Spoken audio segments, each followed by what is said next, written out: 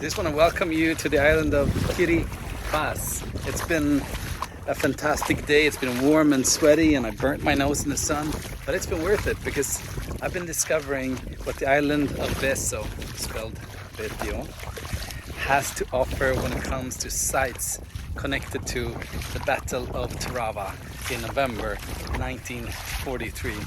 This island was heavily fortified by the Japanese, and the Americans attacked it full frontal naval assault with alligators, these armed troop carrier vehicles that could actually were amphibious and also float and drive in the water. And so they faced massive attacks from Japanese just coming into these beaches. Red Beach 3, successful assault, and on the other side of the pier over there, Red Beach 1 and 2. So I'll backtrack now. What I did and what I saw today, I saw a Sherman tank buried in the sand over there. I saw an airplane right out there sitting in the middle of the ocean. Was able to access it during low tide. Japanese bunkers, pillboxes.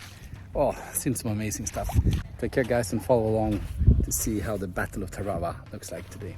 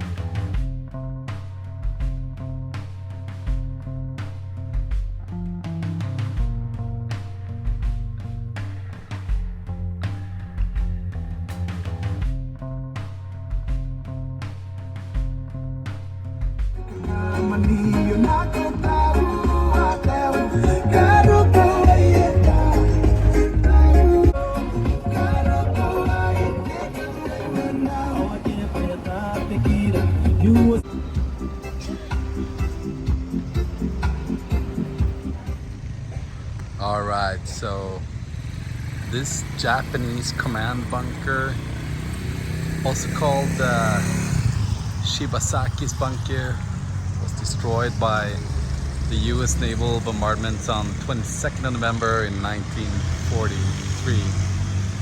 And Shibasaki was the commander of the Japanese garrison, but he was killed along with some other senior Japanese commanders as they were moving from this command post to a secondary post on the 22nd of November 1943. So let's check out this beautiful piece of historical grounds.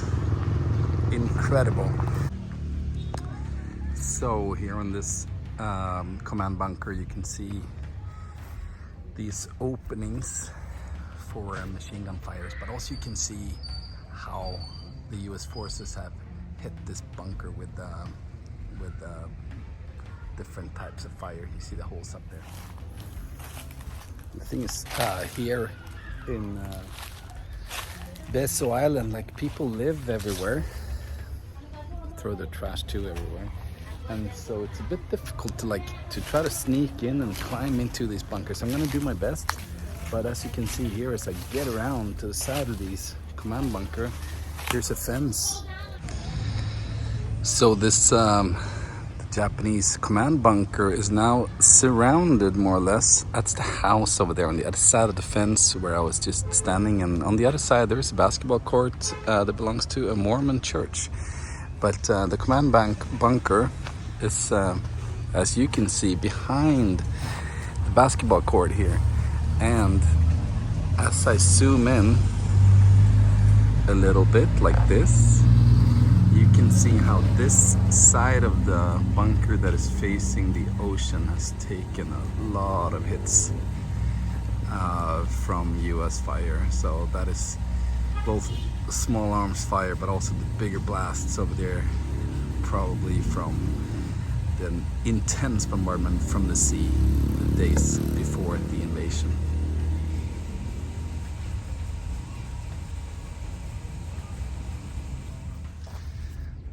And so now, being on the east side of the marina, the port, there is so much stuff laying around, like these iron bars, probably from some kind of landing aircraft or something, but they're just lying around there rusting in the sun and the ocean. And looking out here, you can see leftovers of, at least from my eyes, impossible to identify because I'm not that much of an expert. But look at all these things laying around. It's incredible. And even here, this is fantastic. Here is someone, probably the owner of this house right here, who wanted to show where the border of his land and the neighbor's land is. So what did he do? Well, he took some old iron leftovers from probably an alligator landing amphibious vehicle, and up here, aircraft engines from World War II. Why not? And like, when you start digging in the sand, it is treasure. It's all over the place. Like, I have no idea what this is.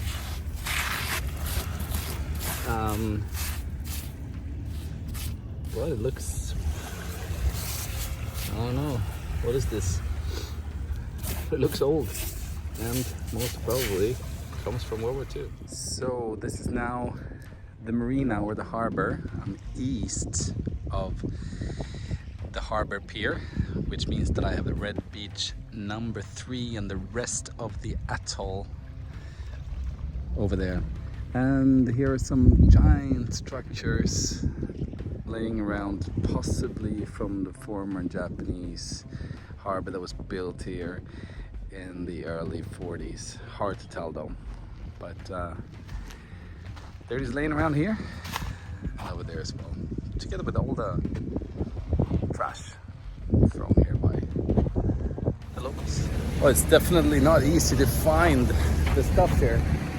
Like, unless you mark the highlights on Google Maps, you will never be able to find the bunkers or the beaches or the pillboxes or anything, because this is how it looks like. It's just a mess. So I reached the memorial park, and there's some Japanese cannons over there as well with the memorial stone, and I'm gonna go over there and check it out.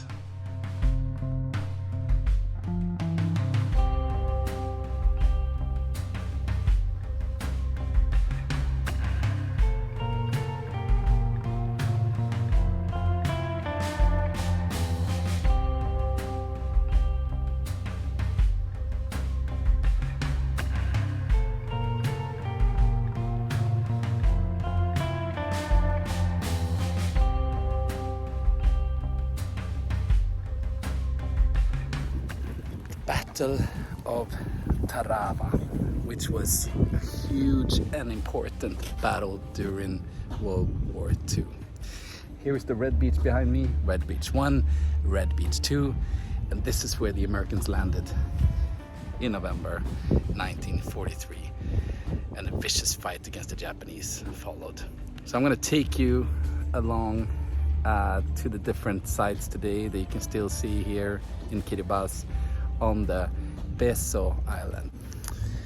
And so chronologically, when are we in World War II? We are in November 1943 in the Pacific. So the war has been going on in Europe since 4 years, since 1939.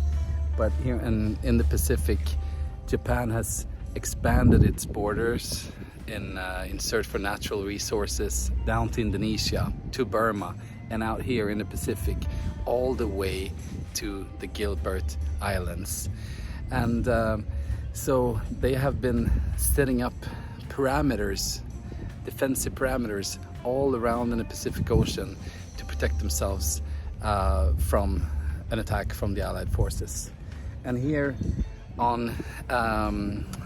here in the Gilbert Islands, which is today Kiribati, they fortified this island immensely. Why? Because on the Betio island, which is here in the Tarawa atoll, they built an airfield. And why is this important? Well, it's an unsinkable aircraft carrier. So with an airfield on an island, not too far away from Hawaii, you could actually protect all of the Pacific Ocean if you would control these islands all the way back to Japan. So this is pretty incredible. This is Red Beach 2, where some of the bloodiest fighting would take place. And look at this, laying around in the water is most probably, according to my knowledge, an amphibious landing vehicle, an alligator, the engine right there, and the wheels right here. This belongs to a museum, or belongs in a museum, but now it's just laying around here, falling apart slowly by rusts. And this is truly amazing. Like, just walk around on the beach and you will see these parts of cannons and machine guns just laying around on the beach, rusty.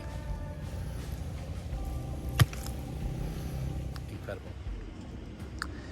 So Red Beach 2, and I've arrived to one of the most photogenic spots, which is this Sherman tank that was still sitting here on the beach since 1943. Got some other material over there, but I'm gonna walk out in the water now and just check out this tank, because it's too iconic to keep my feet dry.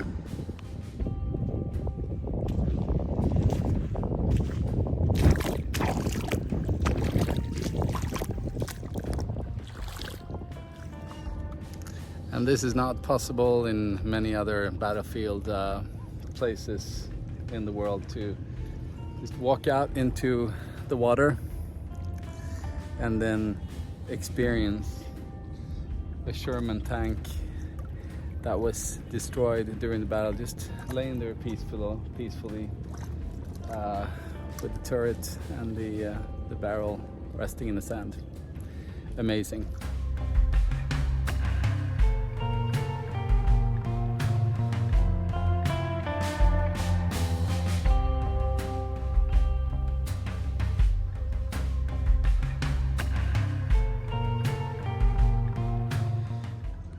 And I assume that this is alligators, because the front wheels are up here. So amphibious landing vehicles that were then stuck and left on the beach. And here's an engine. And guys, it's impossible to explain like how this island looks like, but I will do my best. It's a big triangle going like this, and the far end of the triangle is connected to the other islands on this atoll. You have to look at the map to understand it. And what the Americans did was that they chose to come around like this and attack from the lagoon side of the atoll, so the shallow part. Other side of the island, where the airfield was, the Japanese airfield that was built here, that's the ocean side of the atoll, deeper side. But the Americans would come around like this and attack from this side with two types of amphibious vehicles. The alligators that would look almost like a small tank, but it's more like an armed personal carrier. And then the bigger, I think they're called the Harris boats, but they got stuck on the reef out there. So they were sitting ducks, and that's why so many people died in this battle, because they would attack on the 20th of November, early in the morning, after the destroyers had bombed the island, and also, of course, the airplanes had bombed the island. But since the Japanese, as you will see in this movie, they had built formidable bunkers and formidable pillowboxes everywhere. So they were just sitting here waiting for the Americans. So they would attack them pretty hard out there on the reef. I will show you now how it looks like as good as I can. I will show you the leftovers of the airfield. I will show you the Japanese cannons, and I will show you the American landing places, and as well some of the gear laying around, which is just basically littering the water here. So tag along to see how the Battle of Tarawa looks today. Enjoy.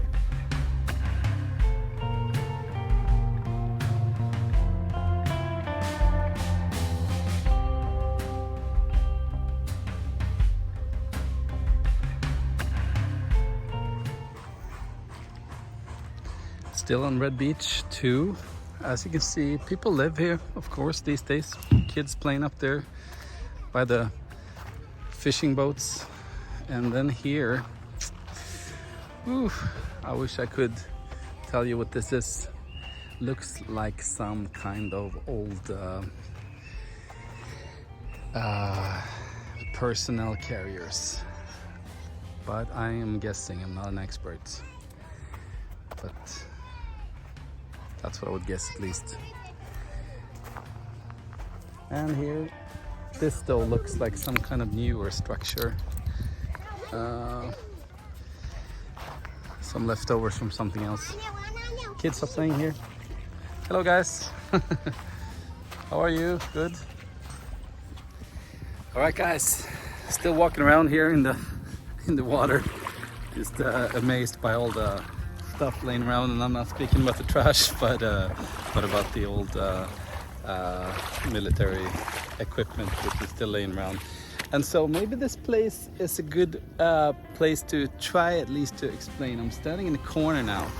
This is Red Beach 1, Red Beach 2, and then on the other side of the pier is Red Beach 3. The airfield that the Japanese built were inland of here. And then this is the corner. So this is the green beach. If you look on maps describing the battle, you will have the green beach here that was not attacked, and the red beach 1 to 3 over here.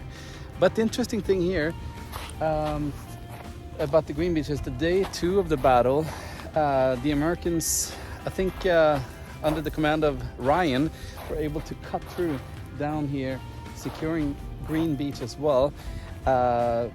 Meaning that, or resulting in the fact that the US could actually securely put more troops onto the island over here as well.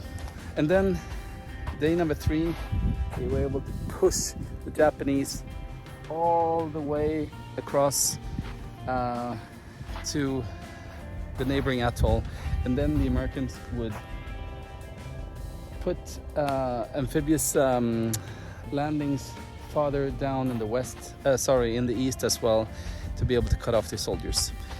All the Japanese died except for 17 on this island, and I think we're speaking about 1,700 approximately dead Marines and 2,000 approximately wounding. So 3 days battle, extremely bloody, really sad. But here I am, seeing it with my own eyes right now.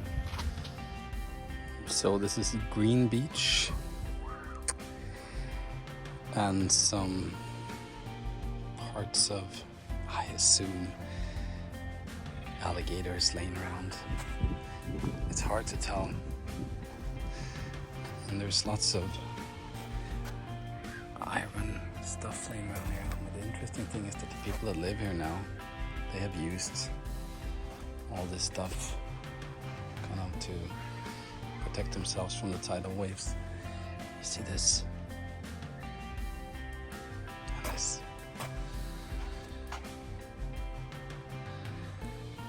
And over here.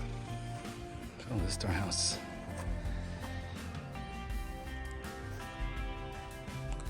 Ouch. It's everywhere.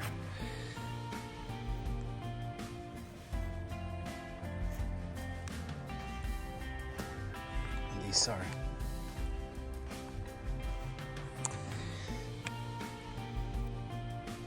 Yeah, hard to tell. But this must be the landing, or the oh gosh, I don't know this word in English. A lot of fötter in Swedish. The wheels of the amphibious landing vehicles, the things that go round and round and make them what they are. These beautiful to see.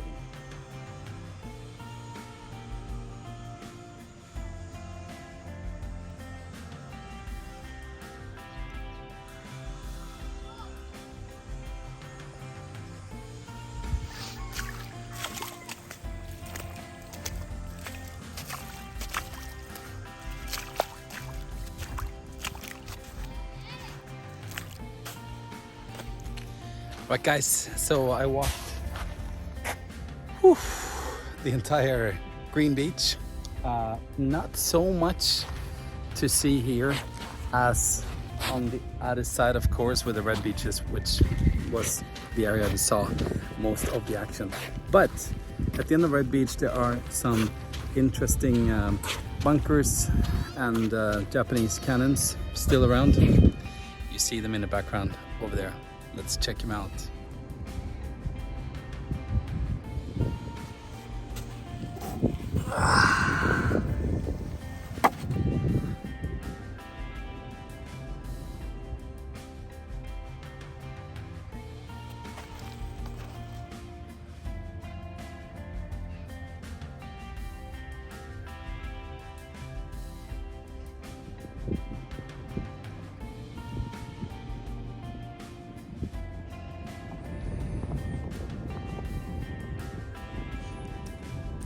Alright guys, I'm gonna check out these concrete bunkers and stuff. There's something laying around here which looks like an engine. I don't know. Someone has to tell me. This structure right here. Oh my gosh, what is this?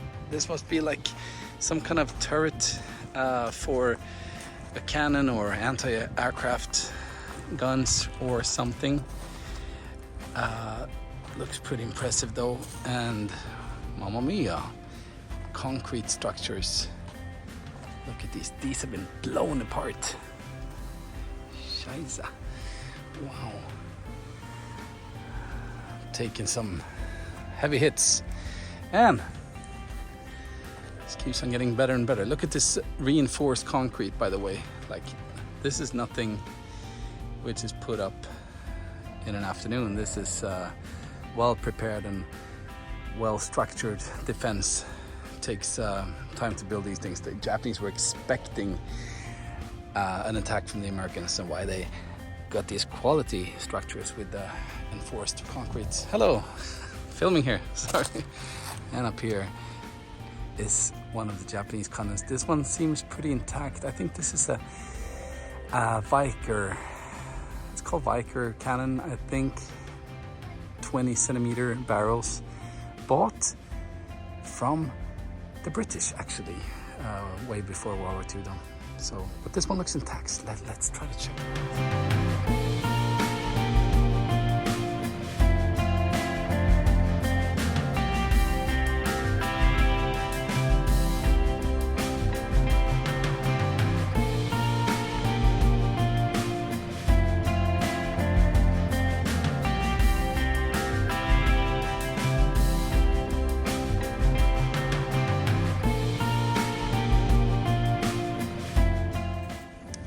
Here on the same place, lots of structures, concrete. Here is the entrance to this complex guarding the southern point of Green Beach. In here, full of trash, not going in there.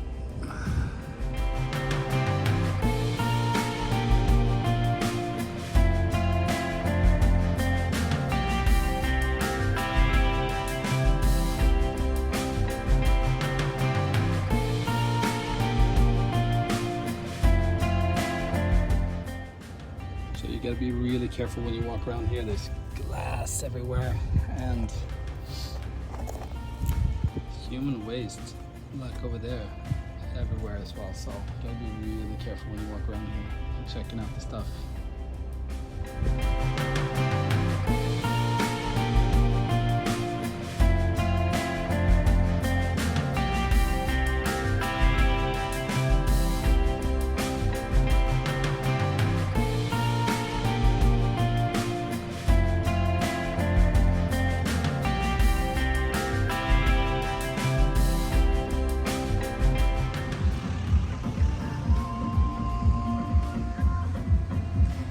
British Memorial.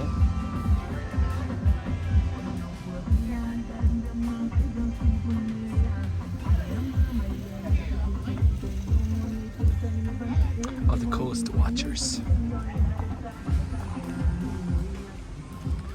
So all along the coast, now we're actually walking on the ocean side, not the lagoon side, but the ocean side.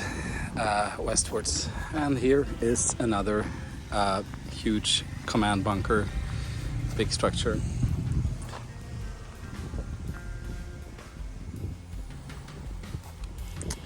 Another cannon.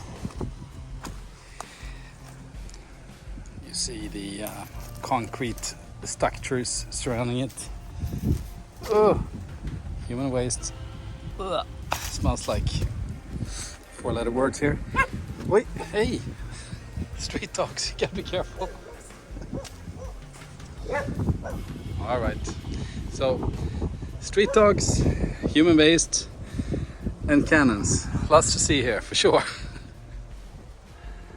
Ocean side. I think these are another examples of the 20 centimeter caliber Viker British guns, but I'm not sure.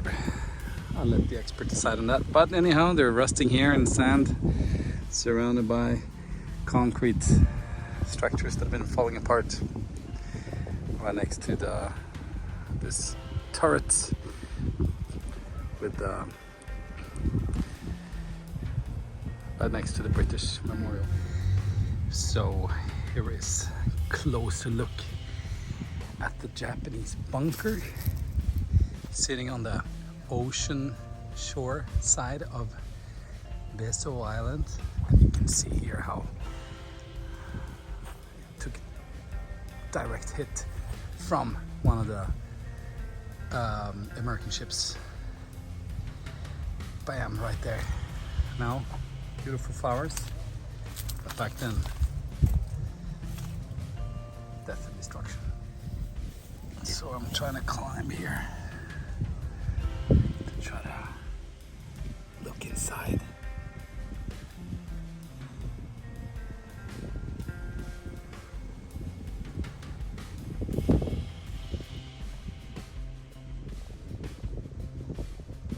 Not too cozy.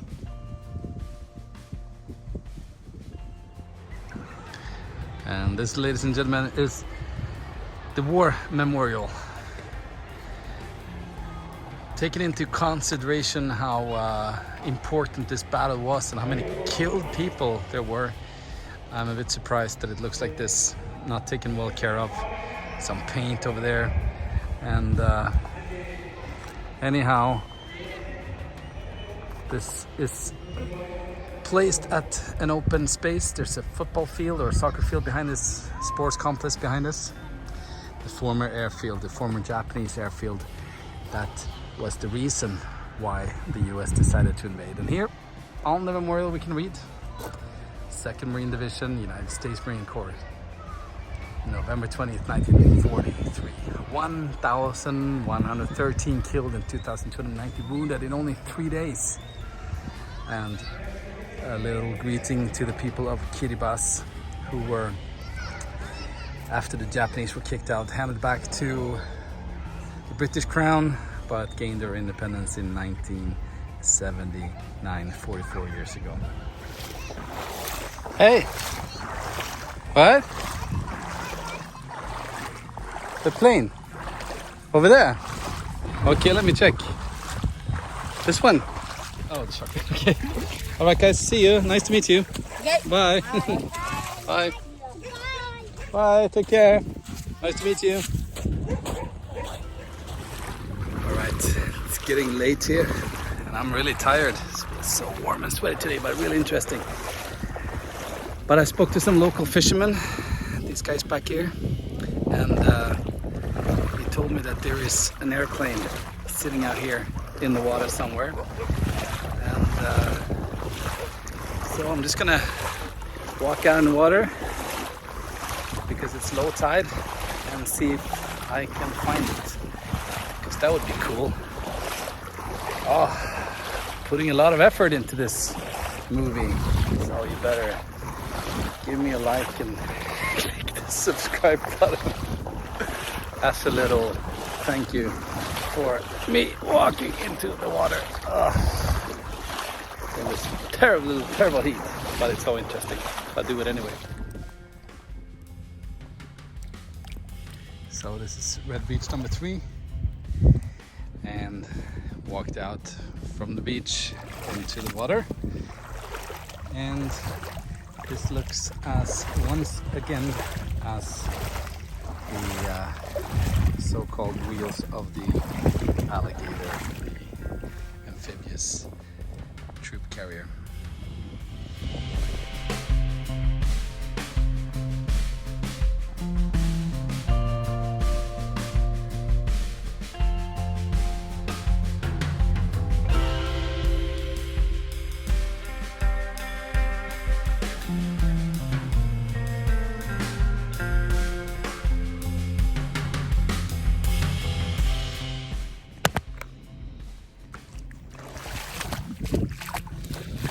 All right, so I'm on Red Beach number 3, where the invasion actually succeeded a lot more, and the fishermen I met were right. There is an airplane sitting out here. Incredible. Look at this. The wings. Look at the engine. I have no idea what the airplane is, but I know that this is cool. Gosh, where else in the world can you see this? Just laying around. Look at this. More engines. And get a wing. This is fantastic. I have no idea. The people who are experts on aviation, please comment and tell me what this is, but all I know is that it's unique and very cool.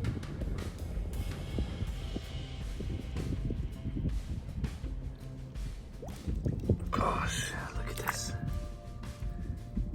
Fantastic.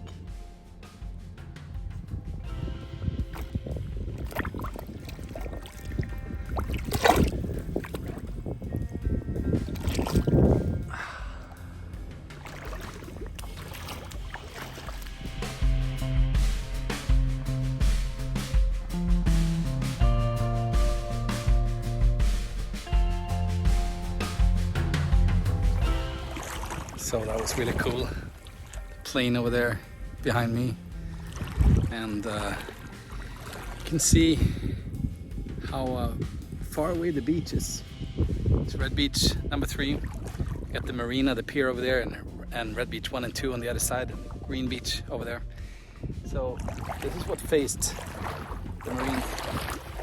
I got stuck on the reef up there, just like 200 meters out, and then was the shallow but dangerous run towards the beach, since now it's difficult to see here, but there are concrete bunkers and pillbox and machine gun positions that we still left and still in use, despite the bombardment of the US Navy and the Air Force before the actual landing. So I'm back on the ocean side, the south side of the Betio atoll, and the final thing that I'm going to put in here is are these Japanese concrete bunkers and pillboxes. So that's the last thing I'm going to show you today. As you can see right in front of you, here's one bunker. And right behind this bunker are two intact, beautiful, what I think is called a Viker 20 centimeters caliber guns. They look beautiful. Let's check out those two soon. So let's check out the bunker. It looks like you got a hit from the top.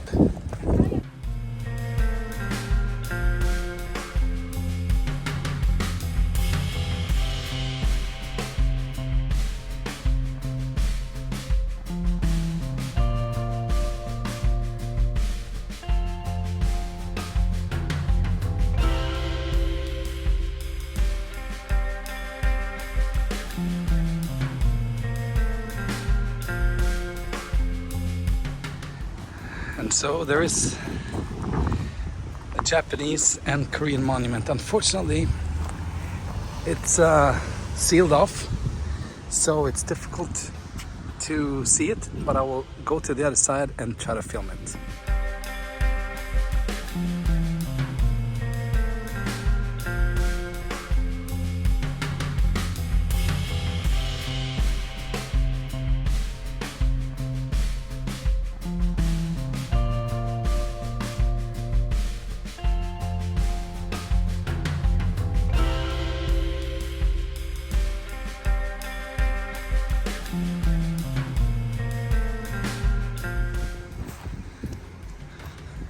Here are the guns. These are impressive structures. You can see on this one, the cannon has been blown off somehow, and also on the side here, been taking some hits.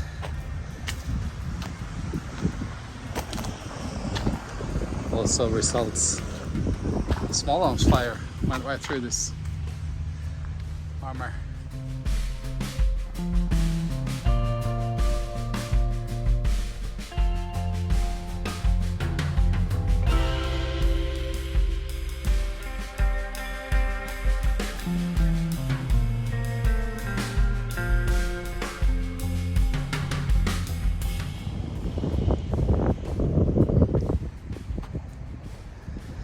Second gun right here on the ocean side.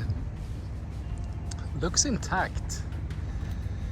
Don't know if I would like to test shoot it today, but pretty good shape for being here since the 1940s.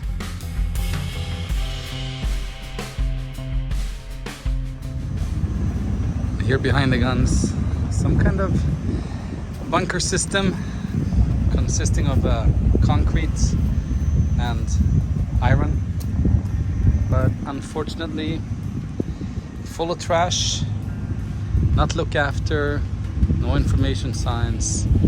So yeah, it's a bit of a tragedy, to be honest, because this is super interesting and an open air museum that could attract tourists from all over the world, but unfortunately not.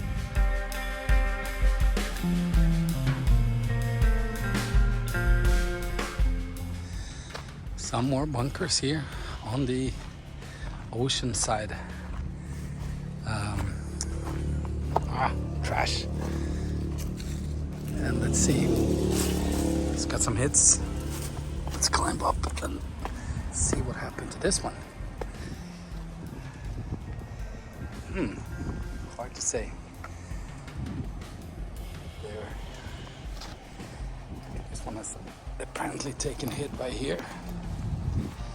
And here's, hello, some fishermen. Yeah, hard to tell.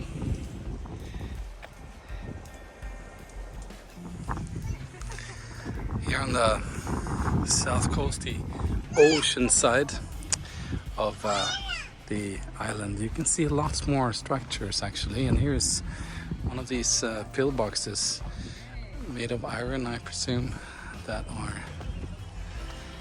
yeah, looks like a teepee or a tent. made of iron. So then machine gun fire from there, and from here, I assume. And anyhow, like if you look over here, there's one more bunker over there. There's one more structure over there. When you look over to the ocean, there's one cannon foundation over there. And going back,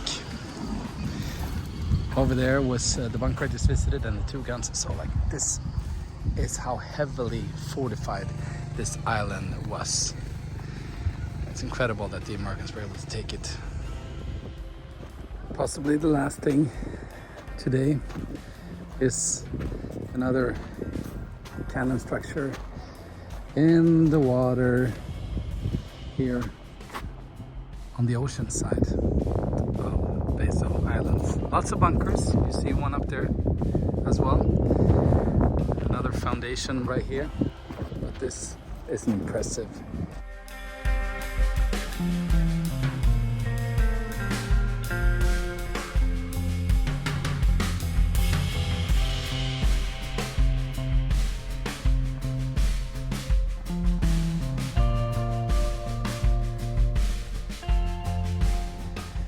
So one thing that is interesting with this cannon right here is the barrel right there, of course, the foundation right here, and that thing over there, laying in the water, is, if we look at the cannon which is intact over there, you will see the white cover in the front right underneath the barrel. That is that same structure.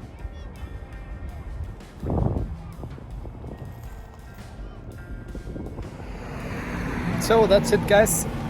I'm super tired. Taking a minibus. It's 90 cents to go back to my island, the one across halfway to the airport.